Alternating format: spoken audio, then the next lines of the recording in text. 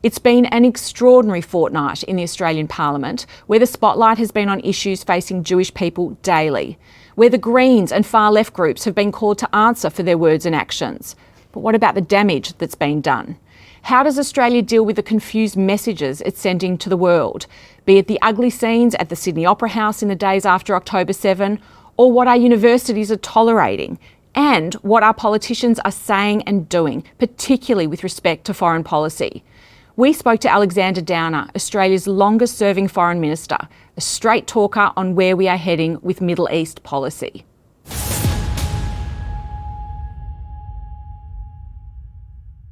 They have allowed anti-Semitism to breed, to take on a degree of legitimacy that it wouldn't have had if Anthony Albanese had taken the position that he took just the other day, denouncing anti-Semitism. I mean, fine. I was pleased to see both he and Peter Dutton joining together in denouncing the Greens and anti-Semitism. That was for the Prime Minister, is not comparable with just the leader of the opposition, who's a small player compared to the Prime Minister of the country.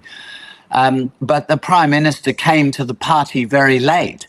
It is unacceptable that misinformation is being consciously and deliberately spread by some Green senators and MPs. Our country at the moment has an amazing Jewish community. And we know, Mr Speaker, from speaking to some of the Holocaust survivors, that they fled war-torn Europe at the end of the Second World War, and they have lived in our country in peace and harmony, have contributed to our country and to the great, amazing country it is today, without concern, without condemnation, without fear. And we know today that those people are telling us, these people who are in their 80s and 90s, are telling us that for the first time in their lifetime, they fear their presence in our country. The announcement by Penny Wong that the Australian government wants to move towards the recognition of a Palestinian state in the wake of the October the 7th attacks. And that and the fact that the Australian government sent a special envoy to Israel to investigate the accidental killing of the aid workers, including an Australian aid worker, was obviously an accident, and the Australian government obviously knows that. But what they've done is, by those two actions that I can think of, and there are no doubt others that I'm not thinking of at the moment, but by those two actions, they have opened up a narrative in the country where it's legitimate to constantly attack Israel and join together with anti-Semitic campaigners. So, I mean, I think to say they're culpable, not to say they're anti-Semitic, but if they had been stalwart and moral in their position, then that would have delegitimized anti-Semitism and demonstrations against Jewish people and Jewish institutions, and would have delegitimized those demonstrations. But what they've done is they've given them a wink and a nudge. You know, the Labor Party always likes to use the expression a dog whistle. They have given those people a dog whistle.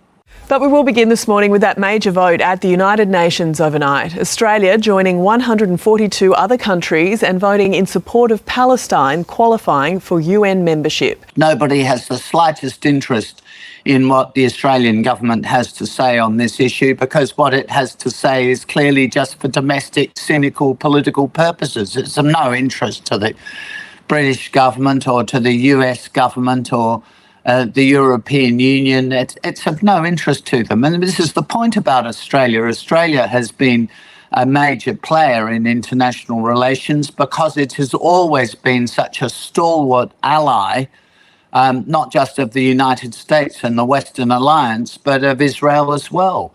And its staunch support, which is based on very simple principles, and I would have thought including moral principles, not just geopolitical principles, plays Australia into the game.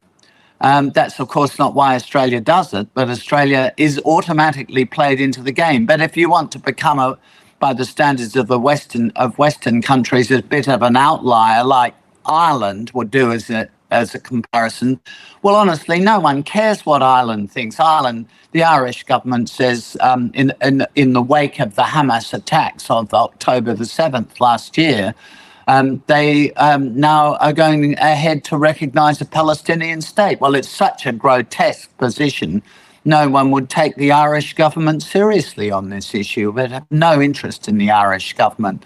Well, Australia hasn't gone quite that far, but the Australian government has headed in that direction, and it just plays itself out. No one cares what the Australian government thinks. It's become Lilliputian in terms of international relations.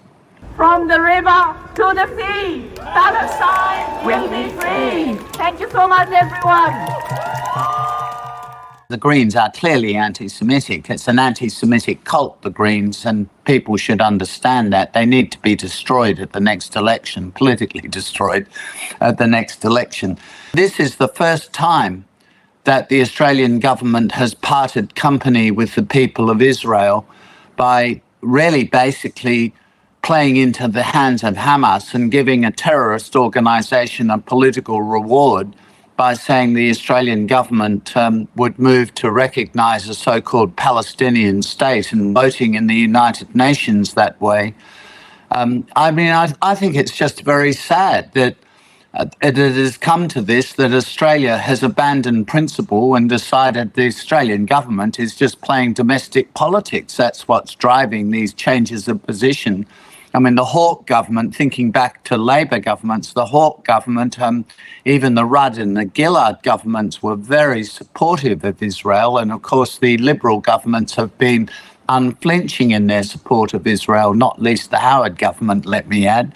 So this is a huge change by the Australian government as it tries to court Green votes and stop the hemorrhaging of Labor votes to the Greens and appease the far left of the Australian Labor Party. I mean, it's very sad to see this.